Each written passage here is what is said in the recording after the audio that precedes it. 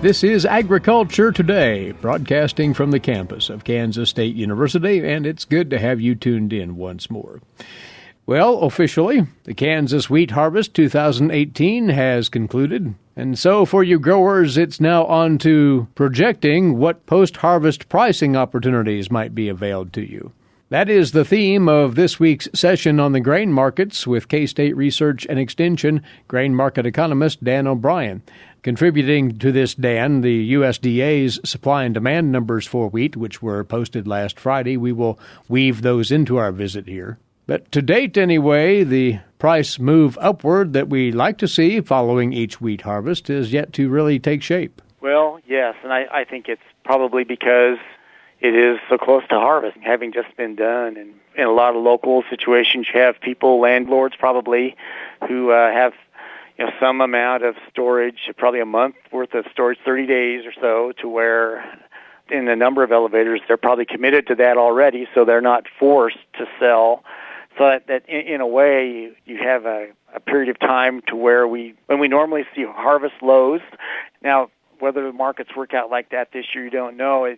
There are some factors, again, in the cash market that will tend to hold prices where they're at this time. But really, I think our question, Eric, has to do with where do we go from here once we move through this immediate post-harvest period, and what U.S. and probably even more importantly for us, what foreign factors are coming in and likely to drive the wheat market. Mm-hmm. Well, just briefly here to bring us to the moment on wheat bids around Kansas, now that harvest is in and grain being stored, do we see much happening there that suggests a direction?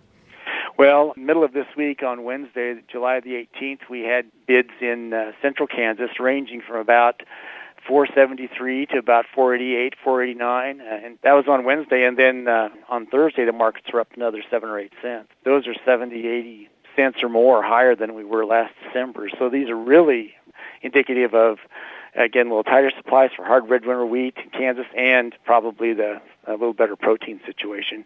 In the western part of the state for basis bids, again, basis bids out west are 20 to 30 under, I guess from north to south across there.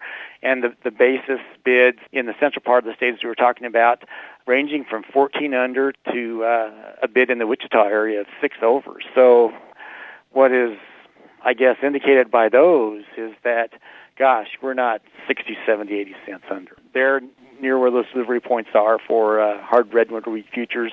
We're basically at par. So just on a side note, we were wondering about how the variable storage rate mechanism on the Kansas hard red winter wheat futures contract was going to work. Well, we had a short crop with high protein come in and sort of preempt that whole thing.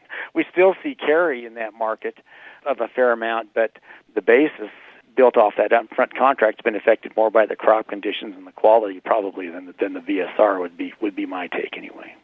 Having brought up the protein issue, since the crop has been short in Kansas, the protein levels have been relatively high coming out of this harvest, and you say that's having some negative consequences in the hard red spring market. The presence of pretty strong protein premiums for hard red winter wheat in our part of the world has really taken its toll on hard red spring wheat futures. When you look at the closes yesterday, hard red spring wheat closed at 536 3/4. That would be the September contract. That's still a little bit higher than the hard red winter contract at 496 1/2. But what's really telling is to look at the drop in hard red spring September futures from about 650 or so, 660 in first part of May down to levels we just talked about, 530, 520 thereabouts.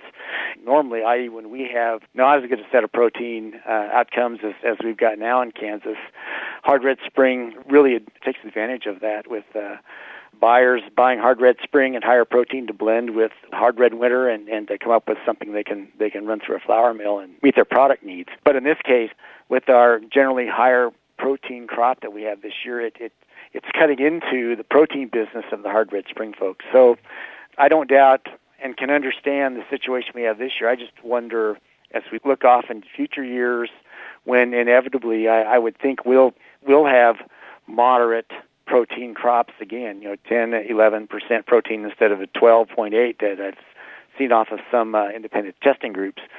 And do we hold higher protein wheat in storage now, anticipating something down the road, or even a protein premium in several months, even in this marketing year, or do we let it go now and see where we're at? For cash flow needs, we probably may need to move the wheat, but if a person can hold that, there's a place for high protein, hard red winter wheat in most marketing years, and will people choose to store on farm to wait to take advantage of that? Now, the real centerpiece here, Dan, is what is going on with worldwide wheat supplies. Again, drawing from the USDA's latest numbers posted last Friday and looking for any kind of hint that those supplies might tighten to the point where we'll see a sustained rally in wheat prices. It looks like for the 7 major wheat exporters that stocks used for those countries has been tightening up a fair amount, enough that it has the market's attention. Projected to be about just a little bit over 30%, closer to 30.7% here in this marketing year. And we have been running 32, 33, 34%, something like that. That's with all 7 of those countries involved.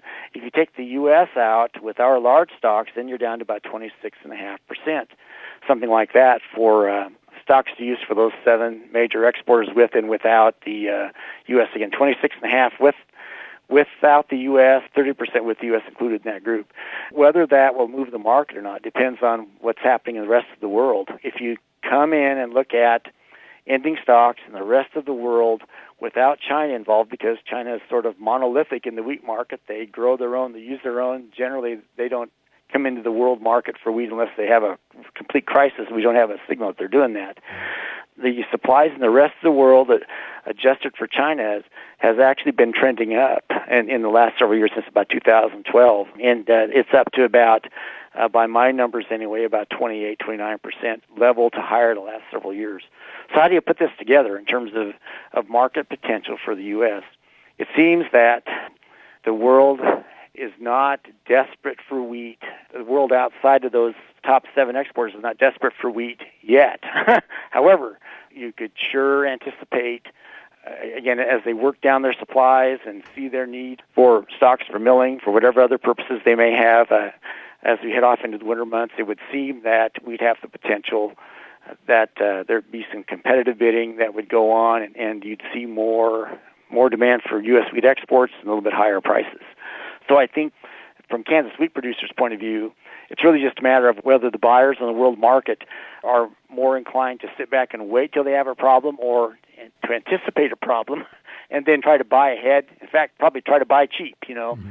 So it does look like, when you crunch these numbers, that there's potential in the world wheat market to have some demand pull come in, and we'd see better U.S. wheat exports, literally because the other countries that are selling aren't as well off with readily available supplies, and some of them are having crop problems. So it would seem that once we move through this harvest time period, that there are some signals, at least some rational, positive hope that we'd see higher U.S. wheat exports, higher prices heading off into the October, November, December time frame. And to add to that briefly here, you've put together, as a follow-up, your price probability projections, your latest offering along that line. And what generally do those say? Well, the USDA's projection, you probably give it a 50-50 chance of happening right now. But it does seem that it's not really accounting for 2 or 3 other things that could come in. It would seem that there's about a 30-35% chance that with these problems elsewhere in the world and tight supplies for these major wheat exporters, that the U.S. is probably going to have higher supplies. You can look at that situation, and if it comes into the tune of 150 to 200 million higher bushels of exports for the U.S., then instead of $5 wheat, you're closer to $6.15, $6.25. So that's a positive, certainly for the wheat market. There's still some chance for a couple other things to happen. Some chance, small, say 1 in 20, a 5% chance that we get even higher wheat yields. Not so much out of our neck of the woods with hard red winter, but maybe hard red spring, soft red winter. And there's still a chance, 1 in 10, that trade issues don't get resolved, and in a timely manner, it ends up has more of a negative impact on U.S. wheat exports than than we're anticipating right now. Say that's a 10% chance. But lion's share of the probability, two main issues to weigh would be whether the USDA is right now, probably 50% chance, or if we have a higher export situation come into play, and that's probably about a 35% chance. Once again, all of this is included in an updated series of notes on the markets, specifically the wheat market outlook in July 2018, now posted on the agmanager.info website. Producers, should you care to get a glance at that, agmanager.info. Dan, once more, many thanks. Thanks, Eric. Take care. This week's grain market analysis and comment, Dan O'Brien, grain market economist, K-State Research and Extension. He's along with us each Friday here on Agriculture Today. Did you eat today? Thank a farmer. A way to get more involved in agriculture is through 4-H and FFA. Through 4-H and FFA, we have been given multiple opportunities to grow as leaders and learn more about agriculture. You can learn skills related to jobs, public speaking skills, and you get the opportunity to travel around the country and meet new people. If you want more information about getting more involved in 4-H and FFA, visit them on their websites at kansasffa.org and kansas4h.org.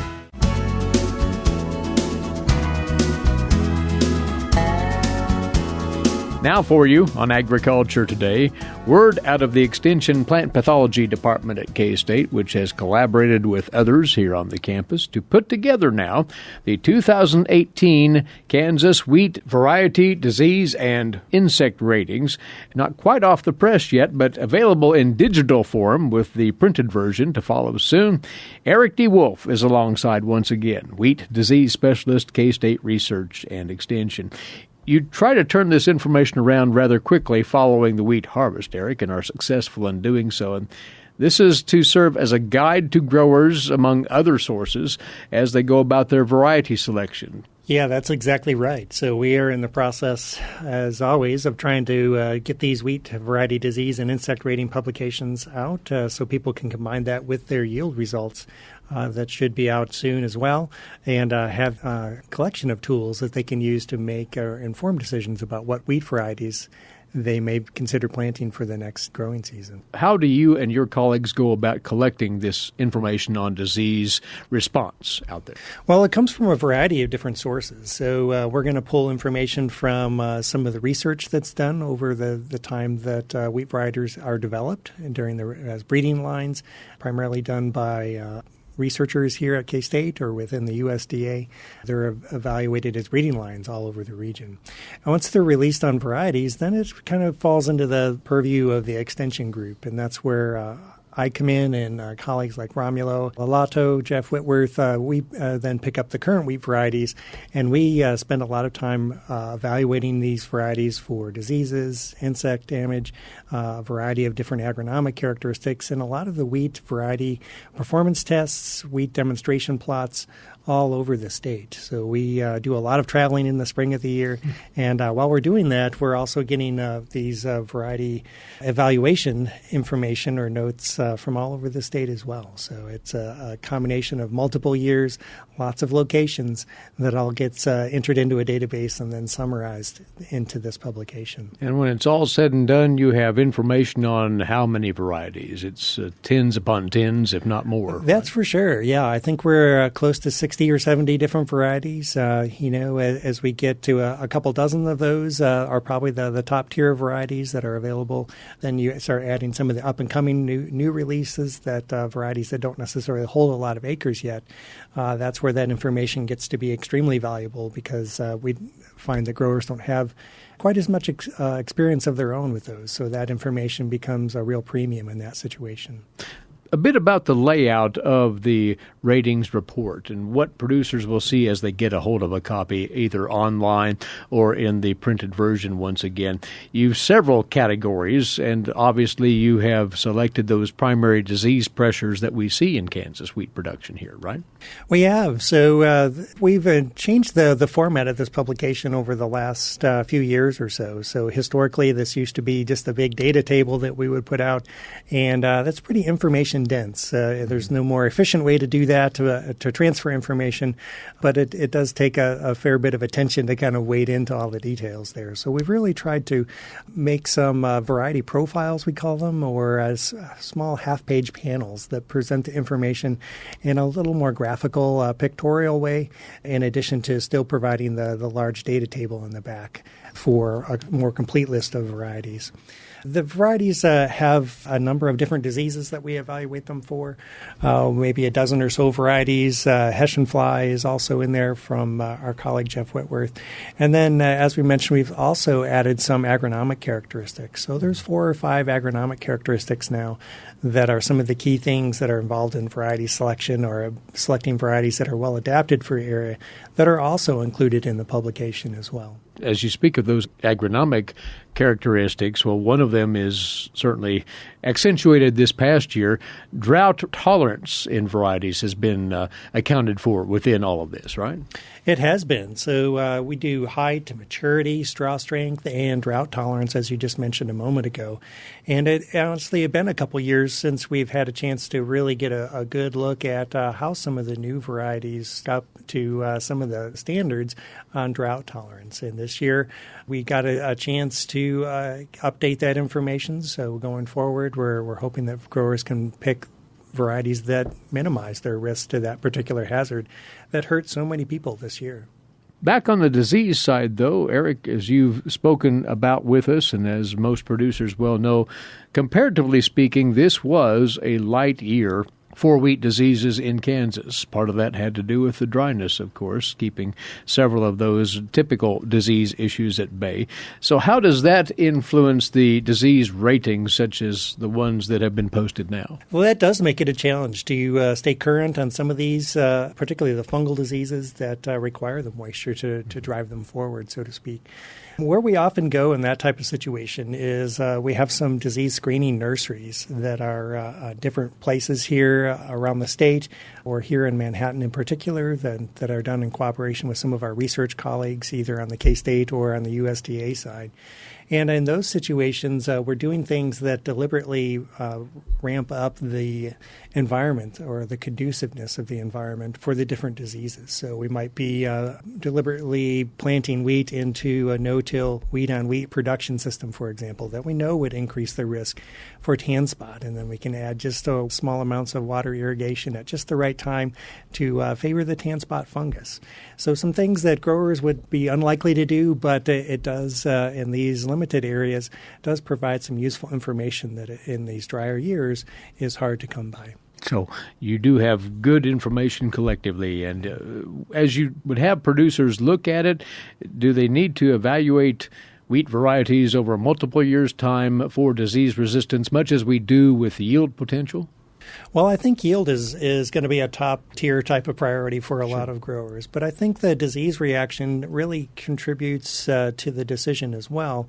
And the way I look at it is that many times the disease vulnerabilities contribute to the variability of these different varieties in their yield and performance over multiple years. So a variety that, say, for example, has good drought tolerance may look good in this year, but if it has a lot of disease susceptibility and stripe rust reemerges as a major problem next year, then unknowingly we could be addressing one issue, the one that just hurt us the most this year, but if we're not keeping our eyes open, we can play right into the hands of another vulnerability that can also create problems. Right. So it's a combination of things, trying to keep your eyes open and knowing what your own vulnerabilities are within the wheat production system that you are willing to grow your wheat in or need to grow your wheat in, either through crop rotation or irrigation.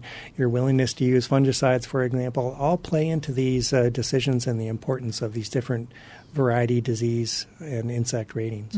No 2 years are alike when it comes to wheat diseases. There's no consistency there, which makes management that much more challenging. But you would like producers to stay the course as far as their planning for their wheat disease management, even though, once again, the 2018 crop was somewhat spare of diseases. I think so. So remember, this genetic resistance to our diseases and to insect problems is always doing the heavy lifting on a lot of our disease management.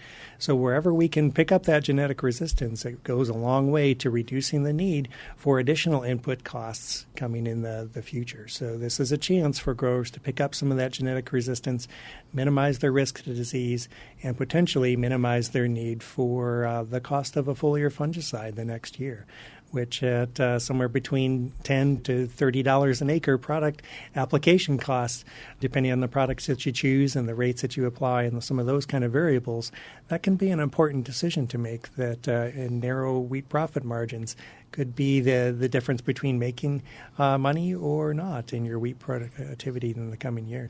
And we do have quite a host of varieties which do sport that good resistance. So that's the upside of it. The breeding program has made great headway in this over the years. I think so. So I think there's a lot of research done here at K-State and other varieties throughout the region. That's a big investment on the part of the wheat growers, the Kansas Wheat Commission and Kansas Wheat Alliance, and some of their partner institutions around the region, as well as private companies. I'd really encourage growers to take advantage of that investment and pick the best available genetics for their farm. And how can producers get a look, even now, at the wheat disease ratings that you've just put together? So this publication, like we said, is just being released in the digital form. So right now, the KSRE bookstore or the Extension Plant Pathology website would be their best bet on where to get it and get a first look. At ksre.ksu.edu for the K-State Research and Extension bookstore. Click on the tab that says bookstore or go to plantpath.ksu.edu, the plant pathology department. And it's important information as you accumulate your notes on what varieties to plant for the 2018 winter wheat crop here in Kansas. That season is not all that far away. Utilize what Eric and his associates have put together here. Very good information indeed. Eric, thank you for letting us know it's out there. You're welcome. Erick DeWolf, Wheat Disease Specialist, K-State Research and Extension, on the 2018 Kansas Wheat Variety, Disease, and Insect Ratings, which have just now been published in the digital form, soon to be in printed copy as well. If you prefer the latter, by the way, you can inquire about that very soon at your local Extension office. You're listening to Agriculture Today, and we will be back after these moments away on the K-State Radio Network. While many people know hunger is an issue in developing countries, it is also a problem in our own backyards. In 2010, 1 in 7 Kansans struggled to put adequate food on the table. 2 K-State Research and Extension programs are tackling this problem. The Family Nutrition Program and Expanded Food and Nutrition Education Program reach thousands of Kansans in more than 70 counties. They learn how to eat healthy with a low budget. For more information about these programs, visit ksre.ksu.edu.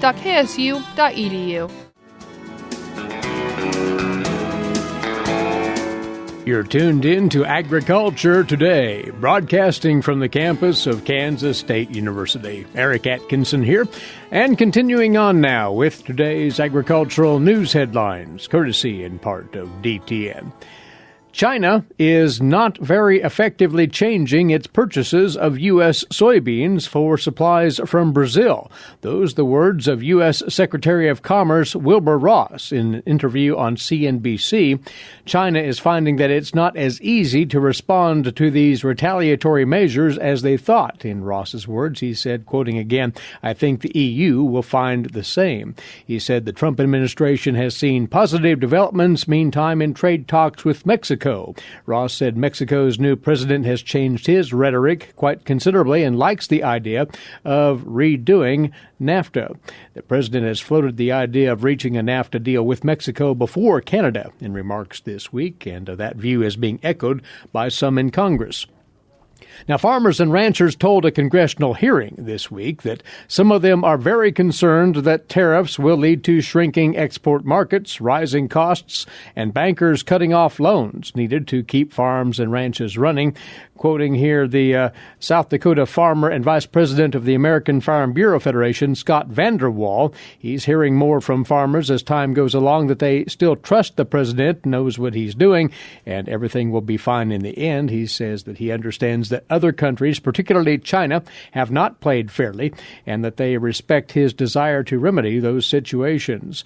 Van der Waal was saying this before a Ways and Means Trade Subcommittee hearing. 5 farmers detailed the impacts of a tariff battle, citing several instances of lower prices resulting from the situation. Van der Waal noted that bankers are already concerned about farmers' ability to repay loans after multi-year low crop prices and a 52% decline in farm income since 2013. Tariffs, he said, have introduced another element of uncertainty for bankers who lend to agricultural producers. Again, President Trump said he may prioritize a bilateral trade deal with Mexico over Canada, and he's building a good rapport, he says, with Mexican President-elect Andrés Manuel López Obrador. The U.S. and Mexico are getting closer to reaching a trade deal, and the administration may advance separate talks with Canada later, according to the president. As he said earlier this year, he may break up the talks for the new North American Free Trade Agreement into separate tracks with Canada and Mexico. Officials from those two countries have expressed support for the three-country deal. The three countries have failed to nail down a deal to revamp the pact over almost a year of talks, with wide differences remaining over key issues such as auto content rules and a sunset clause. Some lawmakers have toyed with the idea of taking the nutrition title out of the Farm Bill. What would be the likely result of doing that? Here's more from the USDA's Gary Crawford.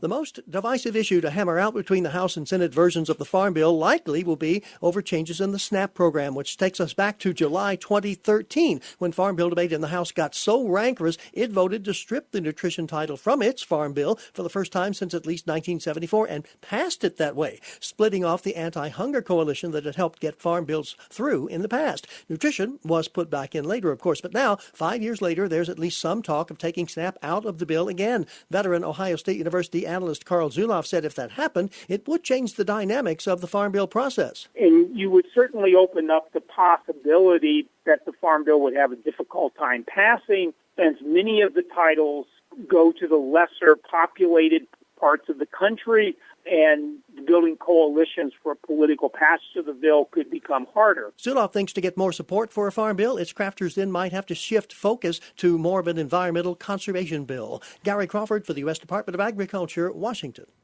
As you producers know, a wheat crop is only as good as the seed from which it emerges. And that's the ongoing reason for planting quality seed.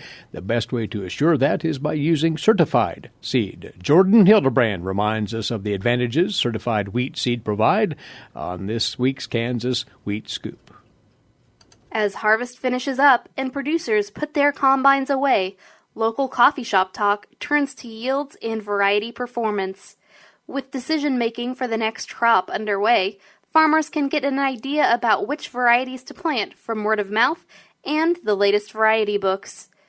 While variety selection can be challenging, choosing quality seed is easy. If producers want a wheat seed that meets industry standards, they should plant certified seed. Since 1919, producers have bought certified seed with confidence, knowing that they are receiving quality wheat in each bushel. Organizations like the Kansas Crop Improvement Association, KCIA, complete an assortment of tests that must prove the wheat meets a certain certified seed standard if producers and seed companies want to market it as such. Daryl Strouts, CEO of Kansas Wheat Alliance, says Kansas Wheat Alliance markets seed producers can trust. Investing in certified seed means that you are paying for quality in each seed. There are a few different steps KCIA must take before certifying a seed variety. Before a producer even plants a field they plan to have tested for certified seed labeling, they must clean all of their planting and harvesting equipment, as well as their storage facilities. Certified seed cannot contain foreign materials,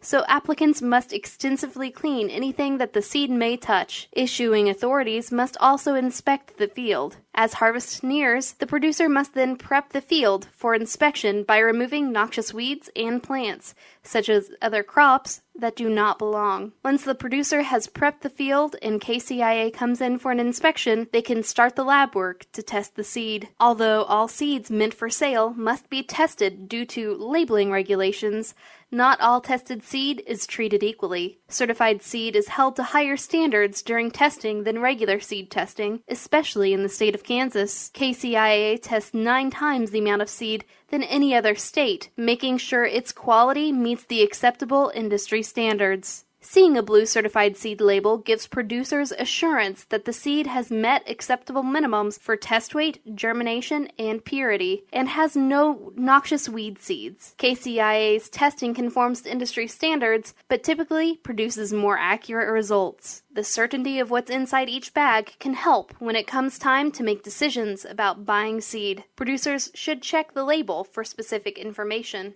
Seeing a certified seed label assures farmers of the quality of the bag's contents, but non-certified seed does not have those same guarantees. It doesn't come as a shock that conducting these tests and setting these regulations benefits farmers. Certified seed in the wheat business has started to become the new norm, and organizations marketing certified seed hope the trend continues to grow as more farmers experience the peace of mind certified seed brings. For Kansas Wheat, I'm Jordan Hildebrand. Thanks, Jordan, and this is Agriculture Today. Legal and financial concerns surround the day-to-day management of the agricultural industry. Producers, ag creditors, and USDA agencies rely on Kansas Agricultural Mediation Services. If you've received an adverse decision from the USDA or have an ag credit concern, call today, 800-321-3276, or visit us online, Kansas Agricultural Mediation Services, exploring options, generating solutions. Coming your way now on Agriculture Today, our weekly get-together with Research and Extension climatologist here at K-State, Mary Knapp, as we discuss Kansas agricultural weather. And, of course, the persistent topic is the drought, Mary, and we want to get an update on that. But we did have rain in Kansas this week, but as has been the trend so far this summer, it's been irregular, not uniform at all. Yes, it's been very, very scattered. The winner of the sweepstakes this week, and again, our week is the period ending on Tuesday, which corresponds with the drought monitor. The winner was South Central Kansas, and they were the only division that was above normal for the week, but the areas that came closest to normal were also in the Central Division. So the South Central averaged about 1.25 inches, and that was almost 1.5 times their normal for the week. You go a little bit further north, and they were under 1 inch in Central Division, and that was 96% of their normal, so that wasn't too terribly bad. Go a little bit further north into north central Kansas, and they averaged 66% of normal.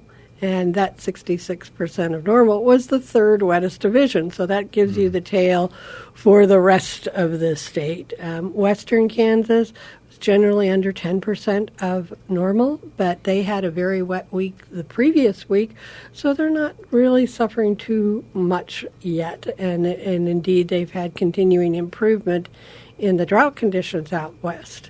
Eastern Kansas, a different story. There's a narrow band in northern Marion, northern Chase County, into parts of Waubonsee, went into exceptional drought.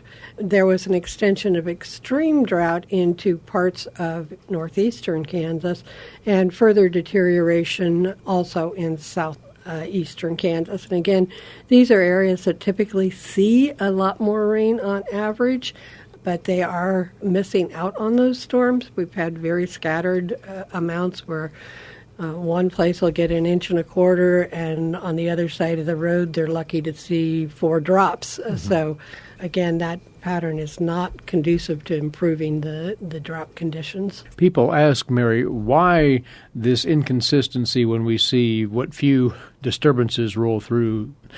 We don't see a huge line of storms that makes this more uniform.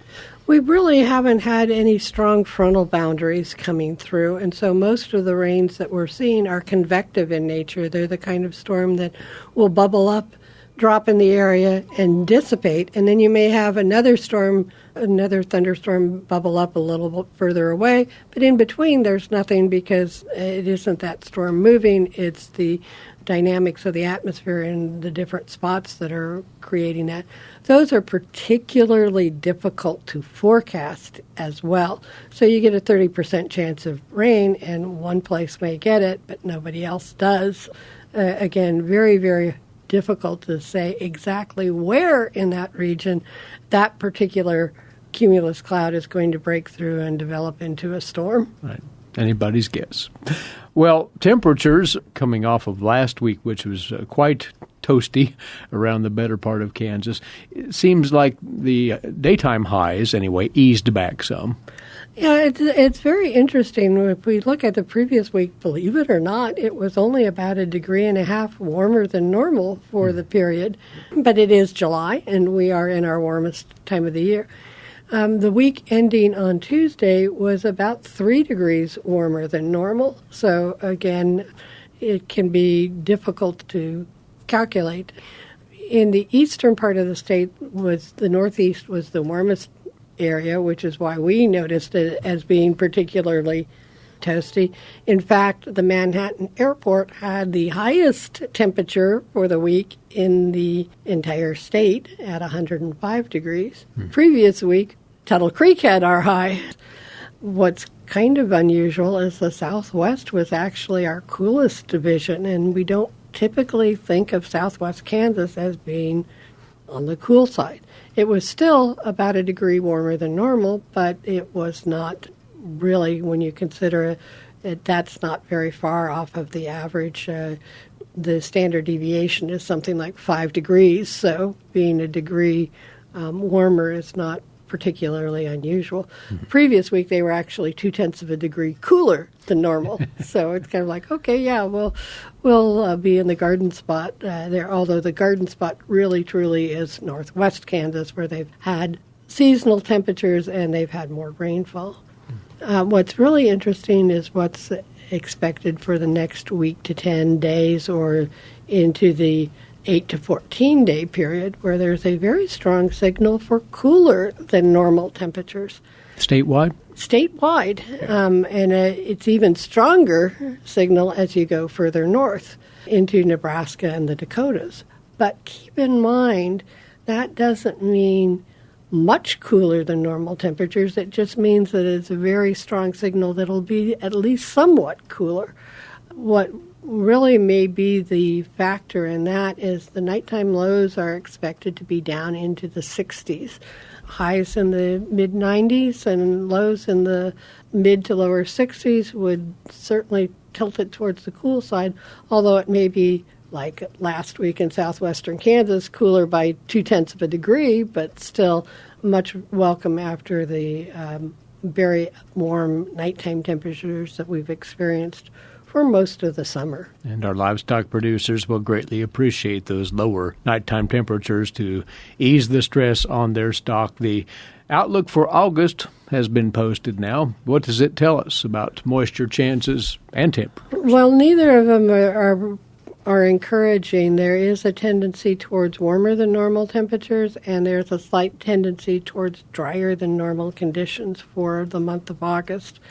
They do still keep in mind the potential for an El Nino as we go into our fall, more likely to be in the late fall, but again, that kind of signal typically favors wetter conditions for us in the fall and winter.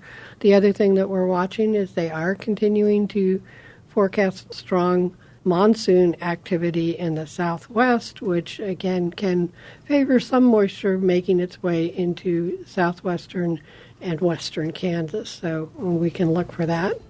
Mary, as always, thank you and enjoy your weekend. Thanks, Eric. She's along each Friday to talk about Kansas agricultural weather. That's Mary Knapp, climatologist with K-State Research and Extension, and our time's away for today. We appreciate you tuning in and bid you a good weekend as well. Eric Atkinson for Agriculture Today over the K-State Radio Network.